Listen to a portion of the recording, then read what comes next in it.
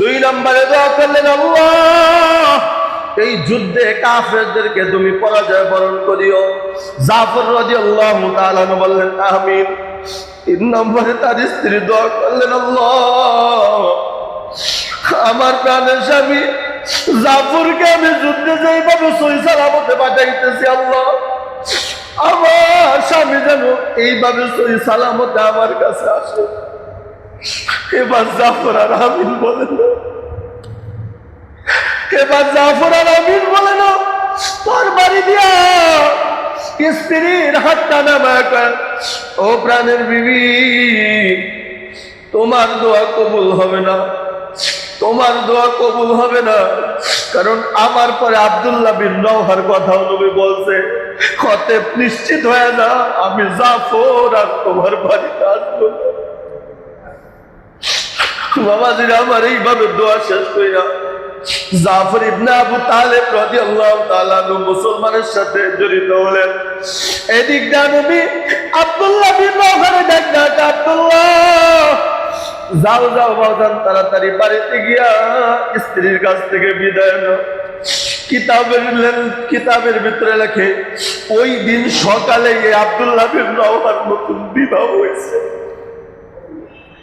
ঘরে বধূ স্বামীর অপেক্ষায়, ফুল সজ্জা হবে, বাসর রাত হবে, মনে আনন্দ। মদিনার ভিতরে সবচাইতে সুন্দরী মেয়ের সাথে আব্দুল্লাহ বিন রওহার বিবাহ হয়েছে। আব্দুল্লাহ বিন রওহা গেটের সামনে গিয়া বিবির ডাকতে, বিবি তোমার সাথে আমার বিবাহ হয়েছে, তবে আল্লাহ আলহামদুলিল্লাহ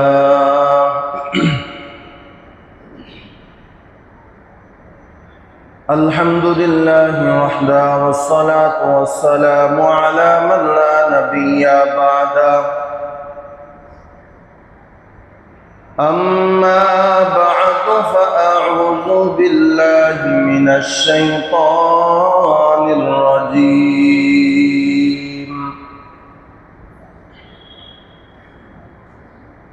بسم الله الرحمن الرحيم.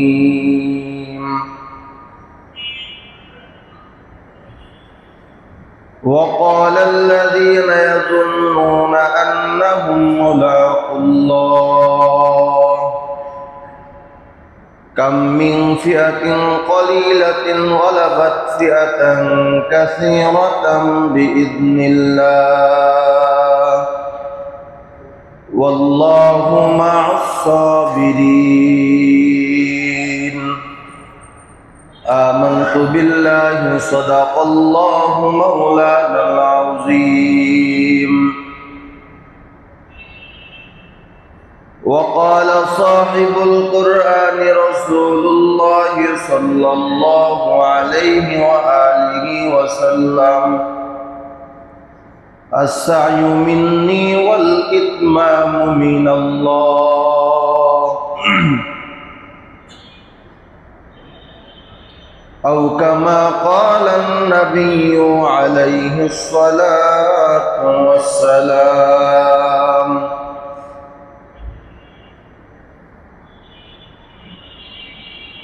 صدق الله مولانا العظيم وصدق رسوله النبي الأمي الكريم.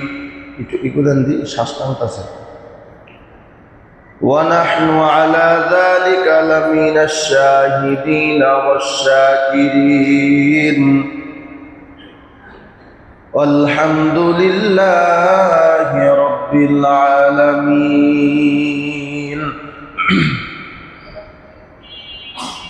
आकर कज़बा होश को भी होश कर गई, आकर कज़बा होश को भी होश कर गई, हंगामाए हयात को का होश कर गई, हंगामाए हयात को का होश कर गई. तलवार पकड़ हो के निकल मैदान आसीन, तलवार पकड़ हो के निकल मैदान आसीन, दुश्मन की मुकाबिल तो लगा नाराए तकबीर, दुश्मन की मुकाबिल तो लगा नाराए तकबीर। ला इलाहा इल्लल्लाह, ला इलाहा जबान खुले मोहब्बत से इल्लल्लाह, ला इलाहा इल्लल्लाह, ला इलाहा इल्लल्लाह, ला इलाहा इल्लल्लाह। गाड़ी चले ना ड्राइवर सारा, বিমান চলে না পাইলট সারা, মানুষ বাঁচে না রুহু সারা, পৃথিবী চলে না আল্লাহ সারা। লা ইলাহা ইল্লাল্লাহ, লা ইলাহা ইল্লাল্লাহ, লা ইলাহা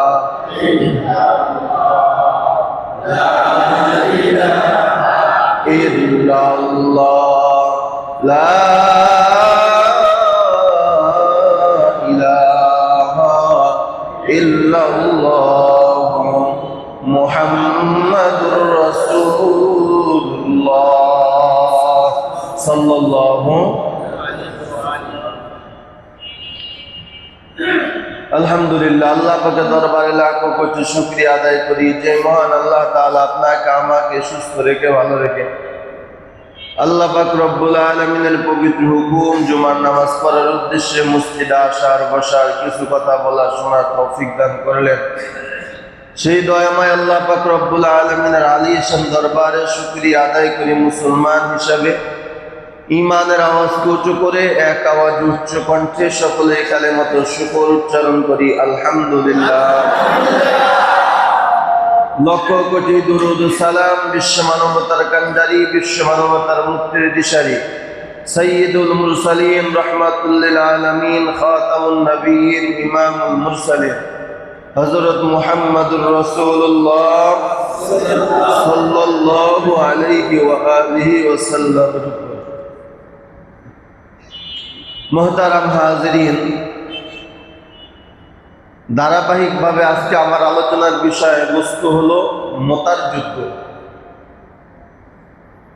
যে মোতার যুদ্ধে আল্লাহ তাআলা একটা আয়াত নাযিল করে কোরআনের ভিতর বলেন, যে আয়াত আমি তেলাওয়াত করেছি, আল্লাহ বলেন হে নবী আপনি বলেন وقال الذين يظنون أنهم ملاقو الله كم من فئة قليلة غلبت فئة كثيرة بإذن الله।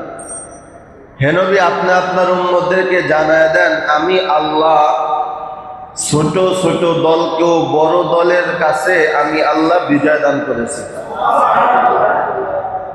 মুমিনের একটা গুণ থাকতে হবে, কি কয় আল্লাহু বাসীরুন বিমা তা'মালুন আল্লাহু মা'আস সাবিরিন। মুমিন ধৈর্য ধারণ করবে কার উপর? আল্লাহর উপর। বিশ্বাস এবং ধৈর্য যদি রাখে, আল্লাহ স্পষ্ট কোরআনের আয়াত দিয়া বলেন আমি আল্লাহ চাই দলটা ছোট হোক, কিন্তু বড় দলের উপরে আমি আল্লাহ ছোট দলকে বিজয় দান করেছি। কেমন বিজয় আল্লাহ তাআলা দান করলেন আজকে আলোচনার বিষয়বস্তু। মনোযোগ সহকারে শুনবেন, শুনবেন সবাই। এই যুদ্ধের আলোচনাগুলো আমি কেন করতেছি, আমি গত জুমায় বলছিলাম একমাত্র জিহাদি তামান্না যাতে আপনার ভিতরে আসে, ইসলামের মোহাব্বত জানে আপনার ভিতরে আসে। আমার সাহাবায়ে কেরাম কি পরিমাণ কোরবানি আর ত্যাগের মাধ্যমে ইসলাম নামক একটা পতাকা আমাদেরকে দিলেন। সেই ইসলাম নামক পতাকা নিয়ে, সেই ইসলাম নামক ধর্ম নিয়ে যদি কেউ উপহাস করে, ঠাট্টা করে, মুসলমান কখন এটা মেনে নিতে পারে?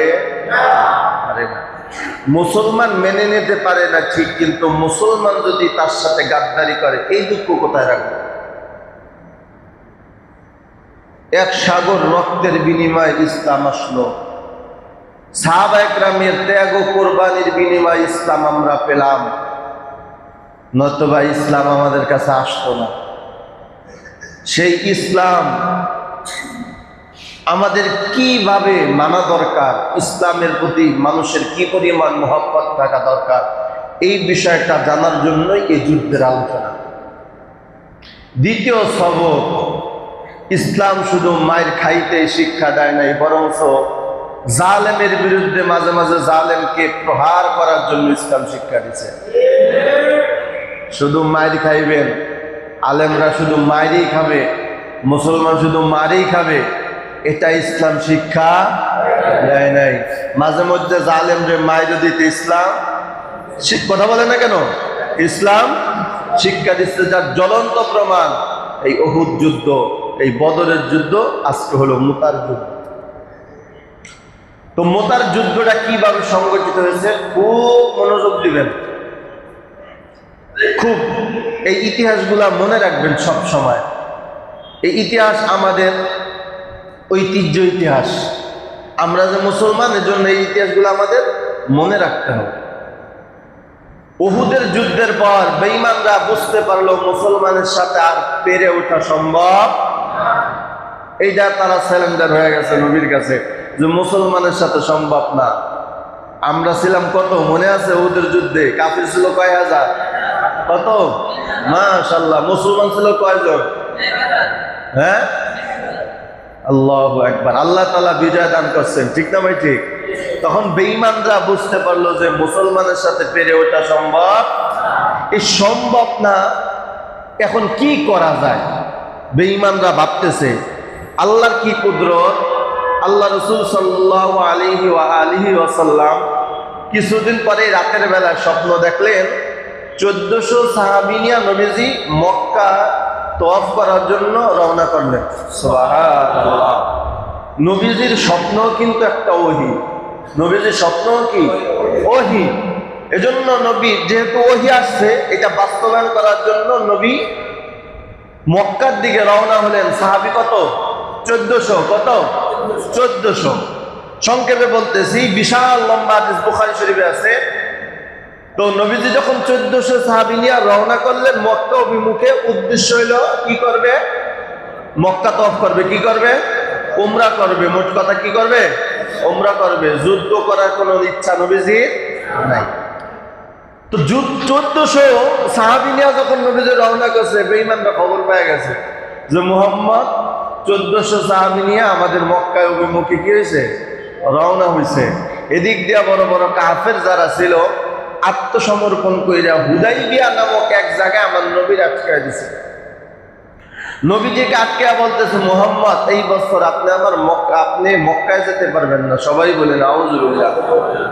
নবীজি বললেন, আমি তো যুদ্ধ করার জন্য আসি নাই, আমি মক্কা তওয়াফ করার জন্য আসছি। বলে না, তুমি এই বছর মক্কায় তুমি যেতেই পারবে না। তো কি করা যায়? তো তাদের সাথে একটা সন্ধি হলো নবীজির 10 বছরের। কত বছরের? 10 বছরের একটা সন্ধি হলো। এই সন্ধির ভিতরে যত শর্ত বেঈমানেরা দিছে সব মুসলমানের বিপক্ষে, কাফেরের পক্ষে। সাহাবায়ে কেরাম বারবার বলছিলেন, নবী আপনি এই সন্ধি মাইনা নিয়েন না। এদের সন্ধির ভিতরে কিছু সন্ধি ছিল, শর্ত ছিল যে মক্কা থেকে যদি কোনো মানুষ মদিনায় যায় তাকে ফেরত দিতে হবে, পক্ষান্তরে মদিনা থেকে কোনো মানুষ যদি মক্কায় আসে তাকে ফেরত দেওয়া হবে। তাহলে এটা কাফেরের পক্ষে না বিপক্ষে? আলী রাদিয়াল্লাহু তাআলা ওমর বলছে, নবী আপনি এটা মেনে নিয়েন না, এই শর্ত আপনার মানার দরকার নাই। নবীজি বললেন, না, এই শর্ত আমি যদি মেনে নেই এর ভিতরেই বরকত আছে। সুবহানাল্লাহ। নবীজির সাথে 10 বছরের একটা সন্ধি হলো, তোমরা আমাদের উপর আক্রমণ করবো না, আমরাও তোমাদের উপরে কি করবো? আক্রমণ করবো না। অর্থাৎ বেঈমান মুসলমানের উপরে আক্রমণ করবে না, মুসলমান ও কাফিরের উপরে আক্রমণ করবে না। এই একটা সন্ধি হলো। বিভিন্ন শর্তের মাধ্যমে নবীজি মাথা পেতে সব মেনে নিলেন। কারণ নবীজি তো দাঙ্গা হাঙ্গামা চায় না, চাইছে নবীজি শান্ত সমাজ প্রতিষ্ঠিত করার জন্য নবীজি দুনিয়াতে আসছেন। আর এটাই হলো মুসলমানের আদর্শ, ঠিক না ভাই? সমাজের ভিতরে যারা দাঙ্গা লাগায়, সমাজের ভিতরে যারা বিশৃঙ্খলা করে, সমাজের ভিতরে যারা ঝগড়া ফসাদ করে, এরা কাফেরদের দূষক হতে পারে, মুসলমানের কোনোদিন আপন হইতে পারে না। মুসলমানের উদ্দেশ্য তো শান্তির সমাজ প্রতিষ্ঠিত করা, কারণ আপনি আখেরি নবীর উম্মত, ঠিক না ভাই? সন্ধি হওয়ার পর কাফেররাও নিশ্চিন্তায় যে কোনো মারামারি আর হবে না, যুদ্ধ হবে না, মুসলমানরাও নিশ্চিন্তায় কোনো যুদ্ধ আর হবে। নবীজি বললেন তাহলে বৈশা থেকে লাভ কি, সময়টারে কাজে লাগাই। কি করা যায়? নবীজি রোমান বাদশার নিকটে একটা পত্র লেখলেন, হেরাক্লিয়াস। ওই সময় বিশাল শক্তির অধিকারী, পরম শক্তির অধিকারী ছিল রোমান এবং আপনার সব রোমান আর পারস্য, এই দুইটা ছিল মহাপরম শক্তিশালী রাষ্ট্র। তো শেখ আল্লাহ রাসূল সাল্লাল্লাহু আলাইহি সাল্লাম মদিনার দূতের মারেফাতে একটা চিঠি লিখলেন রোমান বাদশা হেরাক্লিয়াসের উদ্দেশ্যে। তো নবীজির দূত নাম হইল হারেসা। হযরত হারেসা রাদিয়াল্লাহু তাআলা আনহুর কাছে নবীজি পত্র দিলেন, যে পত্রটা যেভাবেই হোক রোমানের বাদশা হেরাক্লিয়াসের কাছে পৌঁছায় দিবা।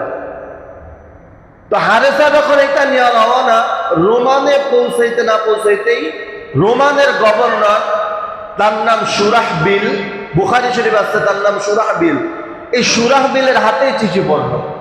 চিঠিটা পড়ার পর দেখতেছে এখানে লেখা আছে যে তুমি ইসলাম গ্রহণ করো, ইসলাম গ্রহণ করো, ইসলামের ভিতরে প্রবেশ করো, নবীজির পক্ষ থেকে দাওয়াত দেওয়া হয়েছে। সুবহানাল্লাহ। এই গভর্নর কি করলো, চিঠিটা টুকরা টুকরা করে ছিঁড়ে ফেললো।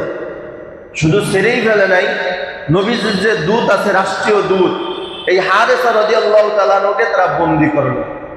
একটা কথা মনে রাখবেন, এটা সারা পৃথিবীর একটা আইন। দুধ হত্যা এটা কিন্তু অনেক বড় অন্যায়, যা আপনারা জানেন। রাষ্ট্রীয় দূতকে হত্যা করা, রাষ্ট্রীয় দূতের উপরে আঘাত করা, এটা কিন্তু রাষ্ট্রীয়ভাবে বিচার করা হয়, এটা জানেন? তো নবীজি সাল্লাল্লাহু আলাইহি ওয়াসাল্লামের দূত এই হারেসা রাদিয়াল্লাহু তাআলা আনহু যেহেতু মদিনার দূত ছিলেন, তো হুজুর সাল্লাল্লাহু আলাইহি ওয়াসাল্লাম চিঠি লিখে পাঠাইলেন, কিন্তু ওই দূতরে তারা বন্দী করছে। বন্দী করেই নেই শুধু, শেষ পর্যন্ত কিতাবে লেখে এত পরিমাণে জুলুম আর অত্যাচার করে দুনিয়ার থেকে বিদায় করে তাদের শাহাদাতের মর্যাদা লাভ করায় দিলেন। সুবহানাল্লাহ।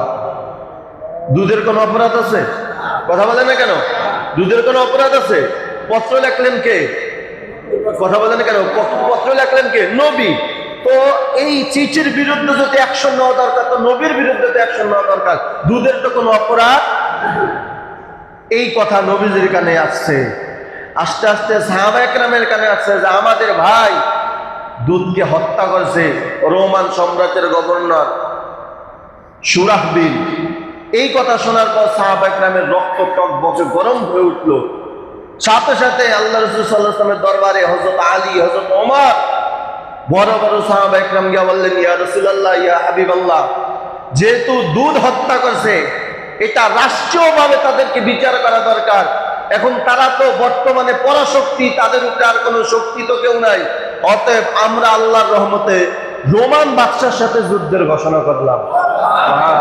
এই ঘোষণা দিলেন কারা? সাহাবা একরাম। কে? নবীজি বললেন তোমরা কয়জন? এরা তো অনেক। এবার আবু বকর রাদিয়াল্লাহু তাআলা অন্যান্য সাহাবা একরাম বলেন, ইয়া নবী আল্লাহ, ইয়া রাসূলুল্লাহ, আমরা শক্তিতে কম হতে পারি, আমাদের শক্তি দুর্বল হতে পারে, কিন্তু আমাদের ঈমান দুর্বল।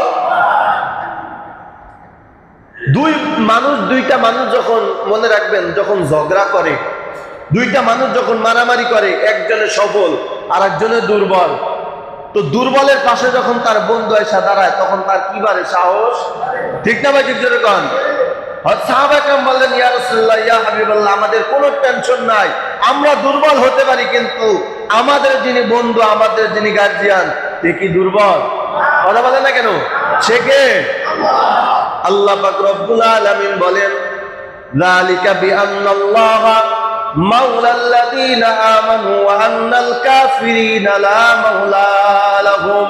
আল্লাহ কোরআনে স্পষ্ট বলেন, মুসলমান তোমাদের একজন গার্জিয়ান আছে, তোমাদের একজন বন্ধু আছেন, তিনি কে? আল্লাহ। সাহাবা একরাম বললেন, ইয়া রাসূলুল্লাহ, আমরা তাদের সাথে যুদ্ধ করব। জোরে কোন সুবহানাল্লাহ। আল্লাহ রাসূল সাল্লাল্লাহু আলাইহি ওয়া আলিহি ওয়াসাল্লাম কারা কারা যুদ্ধ করতে পারবা? কিতাবের ভিতরে লেখে 3000 সাহাবা একরাম রেডি হয়ে গেছে। সুবহানাল্লাহ। পক্ষান্তরে রোমানের বাদশা ছিল 2 লক্ষ। কত লক্ষ? আল্লাহর কোরআনে যে আয়াত তেলাওয়াত করেছে আল্লাহ তাআলা বলেন, কাম মিন ফিয়াতিন কলিলাতিন গলাবাত ফিয়াতান কাসীরাতান বিইজনিল্লাহ। আমি আল্লাহ ছোট ছোট দলকে বড় দলের উপরে বিজয় দান করেছি। সুবহানাল্লাহ। রোমান বাদশা তারা সৈন্যদল কত? 2 লক্ষ।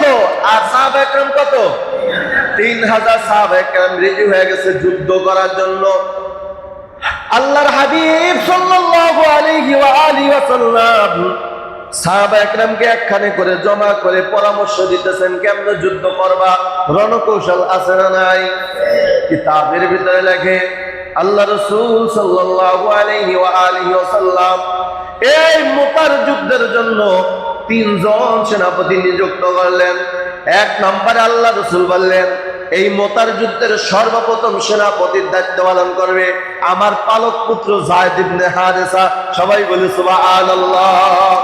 সর্বপ্রথম যায়েদ ইবনে হারেসা আমার ইসলামের পতাকা নিয়ে সবার সামনে আগে দৌড় হবে।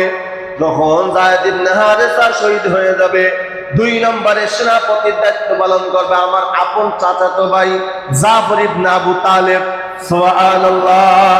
নবী আমার দেখায় জাফর ইবনে আবু তালেব যখন শাহাদাত বরণ করবে, শহীদ হয়ে যাবে, 3 নম্বরে মুসলমানের সেনাপতির দায়িত্ব পালন করবে আব্দুল্লাহ বিন রাওহা। সুবহানাল্লাহ। এই পাশে নবীজি কয়জনের ঘোষণা দিলেন? 3 জনের ঘোষণা দিলেন। 1 নম্বরে নবীজির পালক পুত্র যায়েদ ইবনে হারেসা, 2 নম্বরে নবীজির আপন চাচাতো ভাই জাফর ইবনে আবু তালেব, 3 নম্বরে নবীর কলিজার টুকরা সাহাবী আব্দুল্লাহ বিন রাওহা। এই 3 জনের নবীজি সেনাপতির দায়িত্ব দিলেন।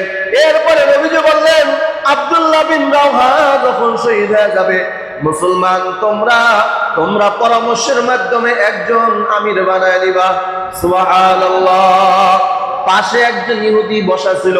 কিতাবের ভিতরে লেখে ইহুদি চিৎকার মেরে ডাকাও সাহাবা একরাম, আল্লাহর নবী যেই 3 জনের ঘোষণা করেছেন এই 3 জন একজনও গাজী হয়ে ফিরবে না, বরং মুতার প্রান্তরে 3 জনেই শাহাদাত বরণ করবে। সাহাবায়ে কেরাম আশ্চর্য হয়ে ডাকায়, ইহুদি তুমি কিভাবে বিশ্বাস করলা যে 13 জন সাহাবী শাহাদাত বরণ করবে? ও ইহুদি ডাকায়, মুহাম্মদ জীবনে কোনোদিন মিথ্যা কথা বলে নাই।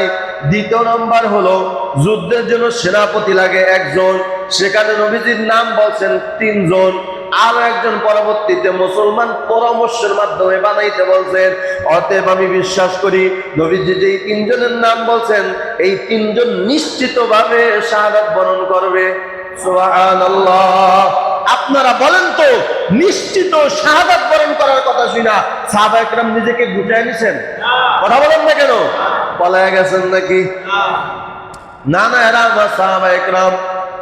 নবী আমার দেখা যায়, বাবা যাও বাড়িতে গিয়া মা বাবার থেকে অনুমতি নিয়ে আসো। যায়েদ ইবনে হারেসা রাদিয়াল্লাহু তাআলা নবীর কাছে কিভাবে আসলেন? নবীজির কিন্তু সন্তান না যায়েদ ইবনে হারেসা, নবীজির পালক পুত্র। এই যায়েদ ইবনে হারেসার একটা ঘটনা আছে।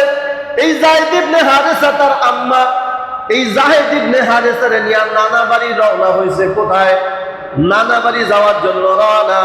গভীর রাতে ডাকাত দল আক্রমণ কইরা কিছু মানুষকে হত্যা করলো, কিছু মানুষকে বন্দী করলো। এই বন্দির ভিতরে এই সাহাবী ছিল যায়েদ ইবনে হারেসা।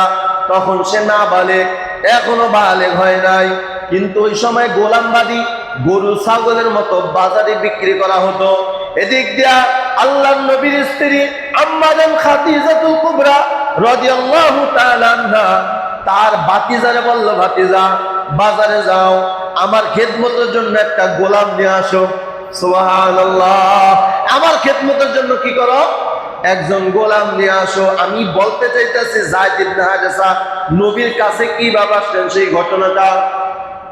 খাদিজা রাদিয়াল্লাহু তাআলা আনহা যখন বললেন, তার ভাতিজা বাজারে গিয়ে দেখে আমার ফুফু আম্মাজানের জন্য বড় কোন পুরুষ নিলে তো পর্দার পর খেলাফ হবে, কি করা যায়? যায়েদ ইবনে হারেসার প্রতি নজর পড়ছে, ছোট্ট বালক যায়েদ ইবনে হারেসা পছন্দ হয়ে গেছে। আল্লাহর কুদরত, ওই গোলাম হিসাবে যায়েদ ইবনে হারেসাকে আম্মাজান খাদিজাতুল কুবরা তার ভাতিজা ক্রয় করলেন। সুবহানাল্লাহ। ডাক দেয়া ফুফু আম্মা, এই যে আপনার জন্য একটা গোলাম নিয়ে আসলাম, সে ছোট কিন্তু কাজে খুব পারদর্শী। আম্মাজান খাদিজাতুল কুবরা রাদিয়াল্লাহু তাআলা বললেন, আমি একটা মহিলা মানুষ, আমার খিদমতের জন্য তো পুরুষ মানুষ হতে পারে না, চাইছে না বালেক হোক, না নাই গোলাম আমি আমার নবীকে হাদিয়া দিব। সুবহানাল্লাহ। আর জোরে বলেন সুবহানাল্লাহ। যায়েদ ইবনে হারেসা কার হাদিয়া? নবীজির। কার জন্য? নবীজির জন্য হাদিয়া। এই যায়েদ ইবনে হারেসারে আমার নবী পালতে শুরু করলেন। নবীজির কাছে থাকে যায়েদ ইবনে হারেসা, নবীজির কাছেই থাকে, নবীজির সাথে ওঠা বসা করে।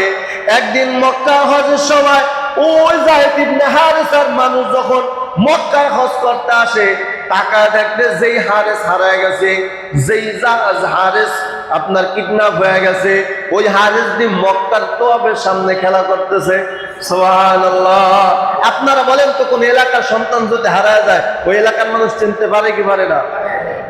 দৌড়ে গিয়ে হারেসের কাছে ডাকা, হারেস, ও যায়েদ, তোমার বাবা তোমার জন্য কাঁদতে কাঁদতে অস্থির হয়ে গেছে, তোমার মা তোমার জন্য কাঁদতে কাঁদতে অস্থির হয়ে গেছে। বাবা তুমি কিভাবে মক্কায় আসলা? চলো চলো তুমি আমাদের সাথে তোমার বাড়িতে চলো। যায়েদ ইবনে হারেসা দেখায়, না না, আমি এমন একজন ব্যক্তির তত্ত্বাবধানে আছি যিনি আসমানের নিচে জমিনের উপরে, যার থেকে ভালো মানুষ আর কেউ নাই। সুবহানাল্লাহ। দেখ আমার আব্বা জান আর আম্মা জান রে বইল, আমি যায়েদ ইবনে হারেসা এই মানুষটার দরবার কখনো ছাড়বো না। সুবহানাল্লাহ। আপনারা বলেন তো, যায়েদ শান্তিতে আছে না অশান্তিতে আছে? শান্তিতে আছে না? ওই মানুষগুলা যখন বাড়িতে গেলেন, দেখ বলতেছে যায়েদের আব্বা, যায়েদের আম্মা, আমরা তো যায়েদকে দেখলাম মক্কার এই আপনার এরিয়ার ভিতরে খেলাধুলা করতেছে, আব্দুল্লাহর পুত্র মুহাম্মদের কাছে আছে। তো যায়েদ ইবনে হারেসার বাবা চিন্তা করলেন যে মনে হয় টাকা পয়সা ছাড়া নবীজি তারা দিবে না, কিছু হাদিয়া তোফা টাকা পয়সা নিয়ে যায়েদের বাবা এবং তার চাচা নবীজির কাছে আসলো। সুবহানাল্লাহ। নবীজির কাছে এসে ডাকায়, ইয়া আব্দুল্লাহ ইবনে মুহাম্মদ, আমি জানি আমার সন্তানকে আপনি ক্রয় করেছেন গোলাম হিসাবে, আপনি কত টাকা চান? যত টাকা চান আপনাকে টাকা দেব, বিনিময়ে আমাদের সন্তানকে আপনি দিয়ে দেন। নবী আমার যায়েদ ইবনে হারেসা খেলা করতেছে, নবী ডাকে, বাবা যায়েদ এদিকে আসো, এইটা কি তোমার আব্বা? নি কাজী হুজুর এটা আমার আব্বা। ওইটা তোমার চাচা কিনা? কাজী হুজুর এটা আমার চাচা। ডাকা যায়েদ, তোমার বাবা কিছু টাকা নিয়ে আসছে, তোমারে আমার কাছ থেকে নিয়ে যাইবে। ও যায়েদ, আমি আল্লাহর উপরে কসম করে বলি যায়েদ, তুমি যদি তোমার আব্বা জান আর চাচা জানের সাথে যাইতে যাও, আমি নবী একটা টাকাও তোমার কাছ থেকে নিব না, তুমি চইলা যাইতে পারো। আর যদি তুমি যাইতে না চাও, আমি ওয়াদা দিলাম আমি তোমাকে আজকে থেকে ছেলে হিসাবে গ্রহণ করলাম। সাথে সাথে যায়েদ ইবনে হারেসা চিৎকার মেরে ডাকা, আব্বা জান আপনার আদর দেখেছি, আমার মায়ের মমতাও দেখেছি, কিন্তু এই আব্দুল্লাহর পুত্র মুহাম্মদের মতো এত ভালো মানুষ আমি জিন্দেগিতে কোনোদিন দেখি নাই। আমি যতদিন থাকবো এই মুহাম্মদের দরবার আমি কোনোদিন ত্যাগ করবো না। সবাই বলে সুবহানাল্লাহ। এই হলো যায়েদ ইবনে হারেসা। নবীদের কাছে থাকতে থাকতে যুবক হয়ে গেলেন, বিবাহ করলেন, তারও ঘরে একটা আল্লাহ তাআলা সন্তান দিলেন, যার নাম হলো উসামা। সবাই বলে সুবহানাল্লাহ। এই উসামার বাবা যায়েদ ইবনে হারেস। আল্লাহ নবী ডাকা, যায়েদ যাও যাও, মার কাছ থেকে বিদায় নাও, আমি তো তোমার বাবা, আমি তোমার অনুমতি দিলাম, এখন তোমার মা আম্মাজান আয়েশার কাছ থেকে বিদায় নাও। আম্মাজান আয়েশার কাছে ডাক দেয়া যায়েদ ইবনে হারেসা ডাকা, আম্মাজান যুদ্ধ শুরু হবে, যুদ্ধের দামামা বেজে গেছে। আমার যুদ্ধের জন্য আমার নবী আমাকে সেনাপতির দায়িত্ব প্রথমে দিয়েছে, অতএব আপনি আমার হাসি মুখে বিদায় দেন। আম্মা জান তার হাসি মুখে বিদায় দিলেন।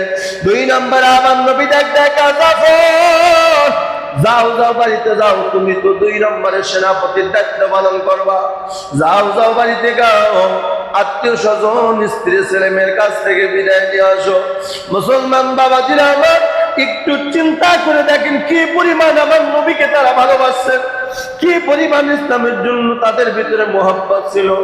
কিতাবের ভিতরে লেখে জাফর ইবনে আবু তালেব যখন বাড়ির সামনে গেলেন, ঘরের দরজার সামনে গিয়া দেখে তার স্ত্রী কোরআন তেলাওয়াত করতেছে। তার ছোট ছোট 2টা বাচ্চা, একটার বয়স হলো 4 বছর, আর একটার বয়স হলো 7 বছর। মায়ের নুরানি চেহারার দিকে তাকাইয়া তাকাইয়া কোরআন তেলাওয়াত শুনতেছে। জাফর ইবনে আবু তালেবের স্ত্রী কোরআন পড়তেছে আর তার নাবালেগ 2টা সন্তান কোরআন শুনতেছে। সুবহানাল্লাহ। এই দৃশ্য আমাদের ঘরের ভিতরে আসেনি? কথা কয় না?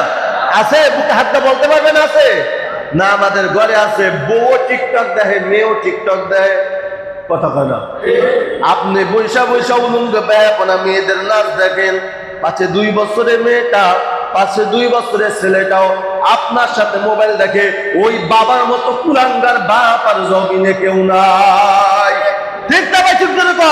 এই সন্তানের ভবিষ্যৎ, এই সন্তানের চরিত্র নষ্ট করার 1 নম্বর অপরাধ হলো বাবা। ঠিক না ভাই? ঠিক না? নিজে গুনাহ কইরেন, গোপনে গুনাহ করবেন, এই সন্তানের জীবনটা কেন নষ্ট করতেছে? আল্লাহ হেদায়েত দান করুক, সকলে বলে আমিন। মুহতারাম হাজিরিন, জাফর ইবনে আবু তালেব দরজার সামনে দাঁড়াইয়া দেখে যুদ্ধের দামামা বেজে গেছে, বিদায় দাও বিদায় দাও, যুদ্ধে যেতে হবে। জাফর ইবনে আবু তালেবের স্ত্রী দেখে, প্রাণের স্বামী, যুদ্ধে যাবেন, আপনাকে আমি ফিরাইতে পারবো না, তবে একটা কাজ করেন, ঘরের ভিতরে আসেন, জীবনের শেষ দেখা আপনাকে আমি দেইখা দেই। জাফর ইবনে আবু তালেব দেখে, না না, এখন ঘরের ভিতরে যাওয়া যাবে না, ঘরের ভিতরে গেলে তোমার মুহাব্বতে পড়ে যেতে পারি। এই মুহূর্তে আমার নবীর চেয়ে বড় মুহাব্বত আমার কাছে আর কিছু নাই। সুবহানাল্লাহ।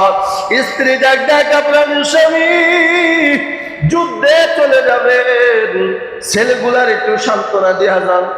এই ছেলেগুলা কি করবে? ছেলেগুলার একটু সান্ত্বনা দিয়া দেন।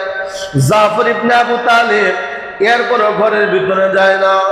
বিবি দেখে, ও আমার প্রাণের স্বামী, সন্তানরও বুঝার দরকার নাই, আমার দিকে আপনার তাকানোর কোনো দরকার নাই, একটু ঘরে আসেন, আমি একটু দোয়া কইরা দেই।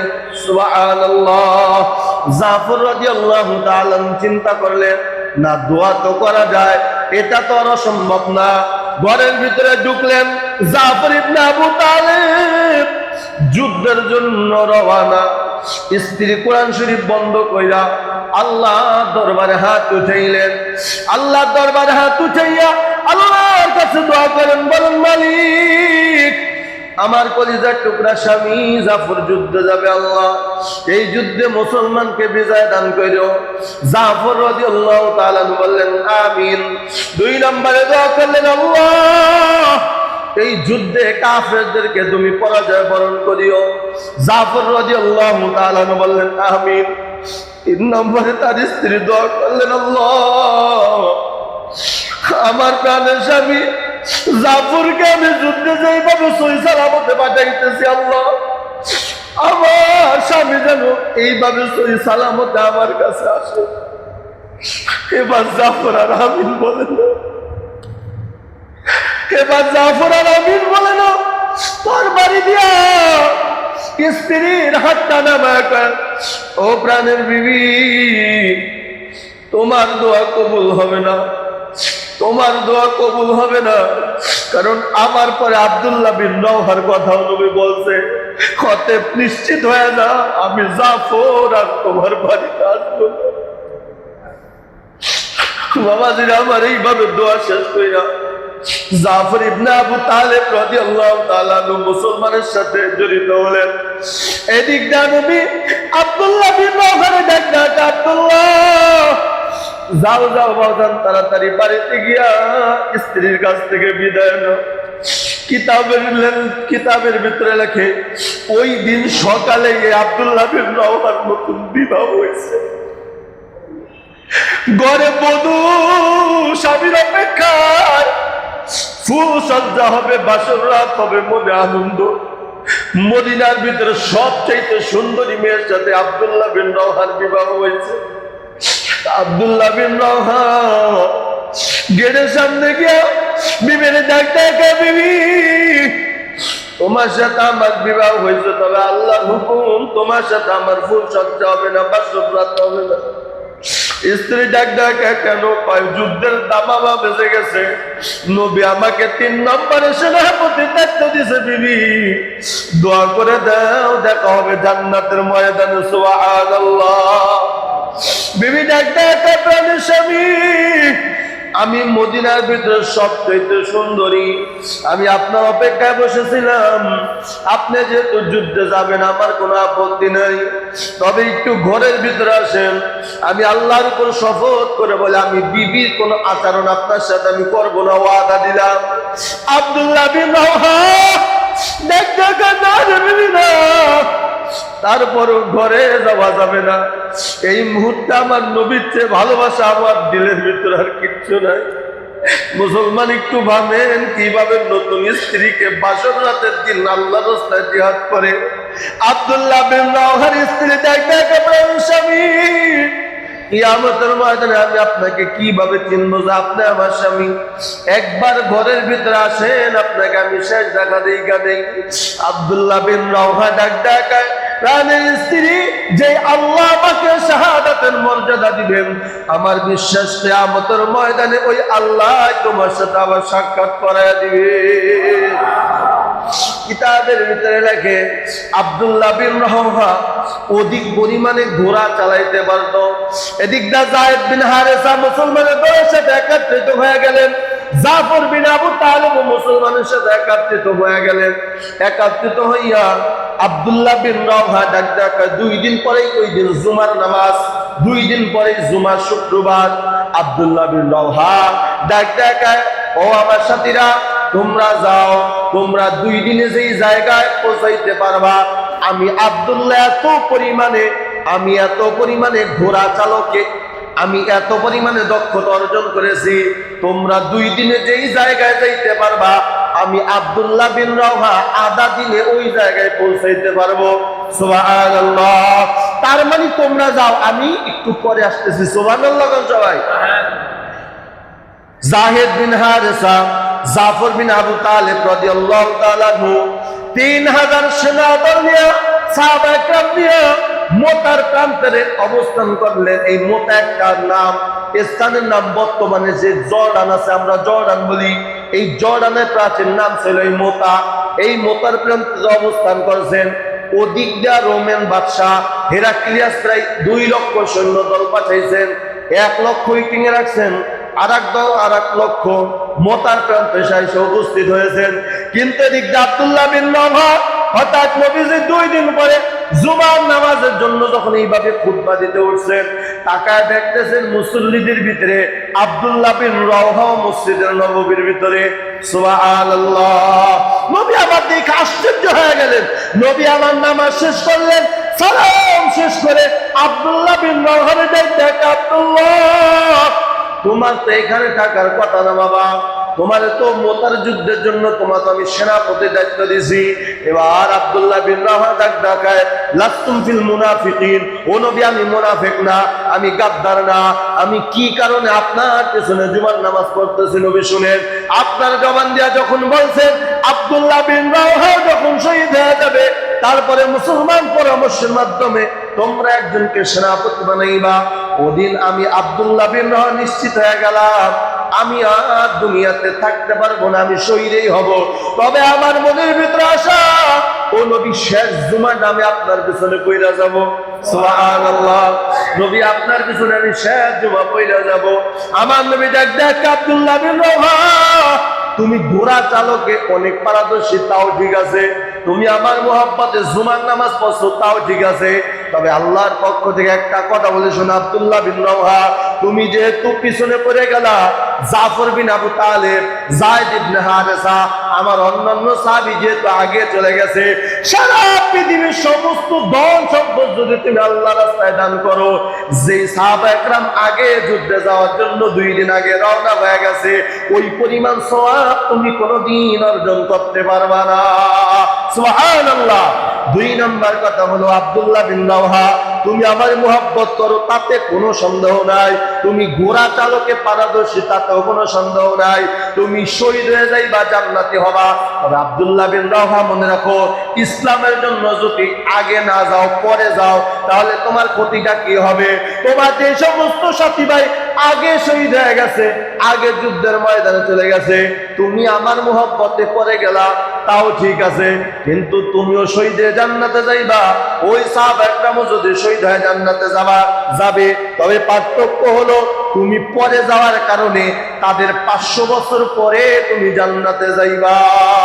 সুবহানাল্লাহ। এখান থেকে শিক্ষা পাওয়া যায়, ইসলামের জন্য যদি কোনো হুকুম আসে, এটা সাথে সাথে পালন করতে হবে, পিছিয়ে থাকা যাবে। কথা বলেন না কেন? পিছিয়ে থাকা যাবে? পিছিয়ে থাকা যাবে না। কিতাবের ভিতরে লেখে, নবী আমার 2 দিন পরে এইভাবে মসজিদ নববীর ভিতরে বসা, নবী আমার এক ধ্যানে এক খেয়ালে একদিকে তাকায় আছেন। সাহাবায়ে হঠাৎ আশ্চর্য হয়ে গেছে, নবী আমার এক ধ্যানে এক খেয়ালে কিভাবে ওই দিকে তাকায় কি দেখতেছেন? হঠাৎ নবী আমার চোখ দিয়া বায়া বায়া পানি পড়তেছে। সাহাবায়ে কেরাম দেখায়, ইয়া রাসূলুল্লাহ, ইয়া হাবিবাল্লাহ, একদিকে তাকায় কি দেখতেছেন? আপনার চোখে পানি কেন? নবী আমার দেখাও সাহাবীরা, আল্লাহ তাআলা মোতার প্রান্তরে কি অবস্থা আমার আল্লাহ সচক্ষে তা দেখাইতেছে। সুবহানাল্লাহ। আমি তাকায় দেখতেছি, আমার কলিজার টুকরা পালক পুত্র যায়েদ ইবনে হারেসা আল্লাহু আকবারের পতাকা নিয়ে সামনে আগাইতেছে। কাফের বেঈমানের সাথে মুসলমান তুমুল যুদ্ধ লড়াই করতেছে। হঠাৎ আমার যায়েদ বিন হারেসা পিছন থেকে এক শত্রু এসে আমার যায়েদ বিন হারেসাকে শহীদ করে দিয়েছে। সুবহানাল্লাহ। যায়েদ বিন হারেসা শহীদ হয়ে গেছে। এই কারণে আমি নবী চোখের পানি। কিছুক্ষণ পরে আবার সাহাবায়ে কেরাম তাকা দেখতেছেন, নবী আবার কেন জানি টেনশনে অবস্থিত। এবার সাহাবায়ে কেরাম দেখেন, নবী আমার আপনি আবার কেন টেনশনে পড়ে গেলেন? এবার সাহাবায়ে কেরামকে দেখো, আমার সাহাবীরা শোনো, এখন পতাকা হাতে নিছে আমার আপন চাচাতো ভাই জাফর বিন আবু তালেব। সুবহানাল্লাহ। জাফর বিন আবু তালেব পতাকা নিয়ে সামনে আগাইতেছে, কালেমার পতাকা নিয়ে। হঠাৎ করে নবী আমার আবার ফুফা কাঁদতেছে।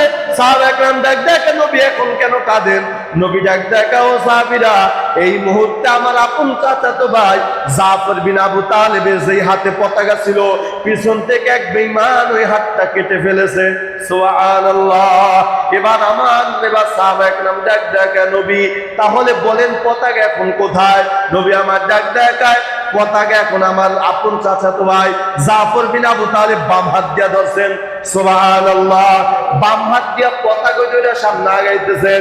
নবী আমার কিছুক্ষণ পরে বলে, ও সাহাবায়ে কেরাম, এই মুহূর্তে আমার চাচাতো ভাই, আপন চাচাতো ভাই জাফর বিন আবি তালেবের বাম হাতটাও বেঈমানরা কেটে দিছে। এবার সাহাবায়ে কেরাম দেখা, নবী তাহলে বলেন এখন পতাকা কোথায়? নবী আমার দেখায়, আমার জাফর ইসলামকে এত পরিমাণে মুহাব্বত করেছে, ডান হাত কেটে গেছে, বাম হাত থেকে কালেমার পতাকা নিয়েছে, বাম হাতটা কেটে নিয়েছে বেঈমানরা।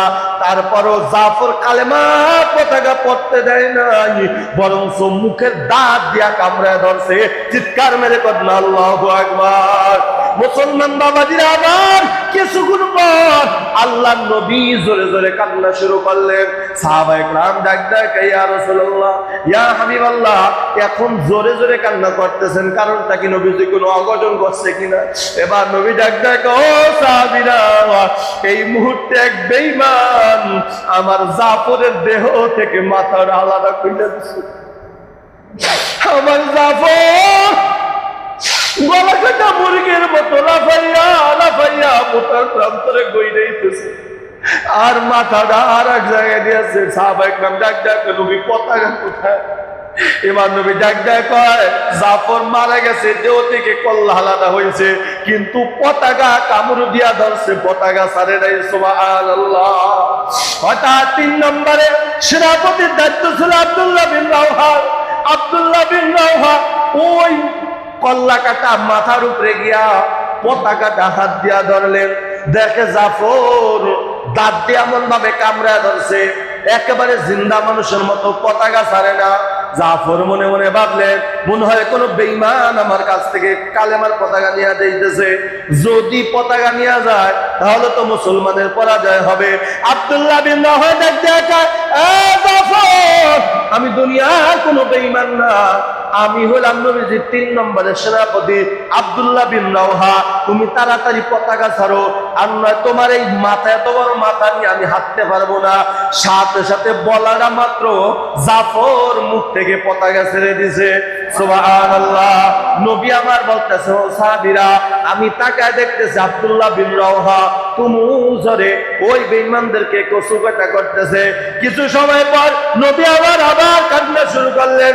সাহাবা কান্দা ডাক, ইয়া রাসূলুল্লাহ, ইয়া হাবিবাল্লাহ, এখন কোন কাঁদেন? কয়, আমার 3 নম্বর সেনাপতি আব্দুল্লাহ বিন রাওহা দুনিয়া থেকে বিদায় হয়ে গেছে, শাহাদাত বরণ করছে। জোরে কোন সুবহানাল্লাহ। নবী আমার সাহাবা একরাম ডাক ডাক, ইয়া রাসূলুল্লাহ, তাহলে এখন পতাকা কোথায়? বলে এখন একজন সাহাবা একরামের কাছে পতাকা আছে। সাহাবা একরাম মশওয়ারার ভিতরে বসে গেল, কাকে এখন সেনাপতির দায়িত্ব দেওয়া যায়? একজনের ডাক ডাকা, তুমি হয়? কয়, না না, সাহাবা একরামের ভিতরে সবচাইতে বীর বাহাদুর হলো খালিদ বিন ওয়ালিদ। জোরে কোন সুবহানাল্লাহ।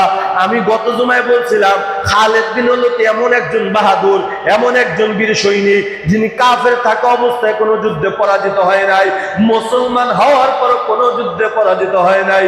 সুবহানাল্লাহ। এই খালিদ বিন ওয়ালিদ রে মুসলমান সাহাবা একরাম পরামর্শ কইরা এবার তার সেনাপতির দায়িত্ব বানায় দিছে, দায়িত্ব দিয়া দিছে। কিতাবের ভিতরে রেখে আমার নবী চোখের পানি মুছতেছে আর মুসকি মুসকি আসতেছে। সাহাবা একরাম ডাক দেখে, ইয়া রাসূলুল্লাহ, ইয়া হাবিবাল্লাহ, মোতার প্রান্তের অবস্থা কি? আমার নবী ডাক ডাক কয়, এবার আমার খালিদের কাছে সেনাপতির দায়িত্ব গেছে। আমি মুহাম্মদ এখান থেকে বলতেছি, মুসলমানের বিজয় আর কেউ ঠেকাতে পারবে না। কিতাবের ভিতরে রাখে খালিদ বিন ওয়ালিদ, স্পষ্ট বুখারী শরীফের কথা বলতেছি। সিরাত ইবনে হিশাম কিতাবের ভিতরে রাখে খালিদ বিন ওয়ালিদ রাদিয়াল্লাহু তাআলা আনহু এমন ভাবে কাফেরদের কচুকাটা করতেছে। কচুকাটা করতে করতে এক সময় 1 নম্বর তরবারি ভেঙে যায়। তাড়াতাড়ি ডাক ডাকে, ও সাহাবীরা, আমার আর একটা তরবারি দাও। 2য় নম্বর তরবারি নিয়ে যুদ্ধ করতে করে 2য় নম্বর তরবারি ভেঙে যায়। আবার বললেন, ও সাহাবা একরাম, তাড়াতাড়ি তরবারি দাও। 3য় নম্বর তরবারি দেয়, 3য় নম্বর তরবারি ভেঙে যায়। 5ম নম্বর তরবারি দেয়, 5ম নম্বর তরবারি ভেঙে যায়। 6 নম্বর, 7 নম্বর, 8 নম্বর তরবারিও ভেঙে যায়। 9 নম্বর যখন তরবারি ভেঙে যায়, আমার নবী ডাক ডাকে, ও সাহাবা একরাম, এখন মোতার প্রান্তরে দুনিয়ার কোনো তরবারি ব্যবহার হয় না, বরং আমার সাইফুল্লাহ আল্লাহ তরবারি খালিদ বিন ওয়ালিদ ব্যবহার হইতেছে। চিৎকার মেরে কন্যা আল্লাহু আকবার। কিতাবের ভিতরে লেখে খালিদ বিন ওয়ালিদ এত পরিমাণে কাফেরদের কুচুকাটা করছে, ধ্বংস করছে। বলে একটা গাড়ি অথবা একটা বিমান যদি সামনে দেওয়া যায়, যেমন সব তছনছ হয়ে যায়, খালিদ বিন ওয়ালিদ একা লড়াই করতেছে। আল্লাহু আকবার। খালিদ বিন ওয়ালিদ এমন পরিমাণে যুদ্ধ করতেছে, একটা না দুইটা নয়, 9টা তরবারি যখন ভাঙছে, আল্লাহ নবী ডাক দেখায়, খালিদ বিন ওয়ালিদ এখন 8 তরবারি ব্যবহার করে না, খালিদ বিন ওয়ালিদ নিজেই তরবারি হয়ে গেছে। আল্লাহু আকবার বলেন। সেখান থেকে খালিদ বিন ওয়ালিদের উপাধি হয় সাইফুল্লাহ। সাইফুল্লাহ মানে কাঠ তরবারি। জোরে বলেন, কাঠ তরবারি। আর যেখানে আল্লাহ তরবারি চলে, সেখানে দুনিয়ার কোনো বেঈমান মাথা উঠাইতে পারে। এইভাবে যুদ্ধ করতেছে, বেঈমানরা চিন্তা করতেছে, হায় হায়, আমরা 3000-এর সাথে 1 লক্ষ পারতেছি না, প্রায় 1.5 লক্ষ বেঈমানদেরকে একাই খালিদ বিন ওয়ালিদ পরাজয় বরণ করায় দিতেছে। কিছুক্ষণের ভিতরে সমস্ত কাফের বেঈমানেরা মাথা নত কইরা লেজ গুটায়া ময়দান ছাড়ছে। চিৎকার মেরে কন্যা সুবহানাল্লাহ। 3 দিন পরে আল্লাহ তাআলা মুসলমানের গলায় বিজয়ের মালা পরায় দিছে। নবী আমার চোখ মুছতেছে, মুসকি মুসকি আসতেছে। 3 দিন পরে যখন মদিনায় সাহাবায়ে কেরাম বীর বাহাদুরের বেশে যখন মদিনায় ঢুকতেছে, আমার নবী ঘরে বসে নাই, এই মোতার প্রান্তরে যুদ্ধ করতে গিয়া মাত্র 13 জন সাহাবী, কোন কিতাবে লেখে 12 জন, 12 জন অথবা 13 জন সাহাবী শাহাদাতের বিনিময় আল্লাহ তাআলা 2 লক্ষ কাফেরদের বিরুদ্ধে মুসলমানকে বিজয় দান করছে। এসব জন্য আল্লাহ তাআলা কোরআনের ভিতরে বলেন কাম মিন ফিয়াতিন কলিলাতিন গলাবাত ফিয়াতান কাসীরাতাম বিইজনিল্লাহ। ও মুসলমান, তোমাদের পাশে যদি ভারত না থাকে, তোমাদের পাশে যদি রাশিয়া না থাকে, আমেরিকা না থাকে, চীন জাপান যদি না থাকে, আমি আল্লাহ মুসলমানের পক্ষে আছি। ঠিক না ভাই? ঠিক জোরে কর। আল্লাহ যদি আমাদের পক্ষে থাকে আর কারো আমাদের দরকার। ঠিক না ভাই? ঠিক জোরে কর। ও তারা মুহাজিরিন, 3 দিন পরে যখন নবীজি মদিনা সাহাবায়ে কেরাম গাজীর বেশে যখন মদিনায় রওনা ঢুকতেছে, নবী আমার ঘরের ভিতরে বসে নাই, সাহাবায়ে কেরামকে রিসিভ করার জন্য নবীজি রাস্তায় এসে গেছে। সুবহানাল্লাহ। কিন্তু ওই জাফরের 2টা সন্তান, একটা সন্তানের বয়স 4 বছর, আর একটা সন্তানের বয়স 7 বছর। নবী 2টা সন্তান নবীজির 2 হাতে ধইরা নবীরে বারবার ডাক ডাক, চাচা আমাদের বাবা কেন আসে না? সবার বাবা যুদ্ধ থেকে আইসা সন্তানদেরকে বুকে জড়ায় ধরতেছে, কোলে নিতেছে, চুমু খাইতেছে, আমার বাবা কেন আসে না? নবী যত বলতে পারতেছে তোমার বাবা জান্নাতে হয়ে গেছে।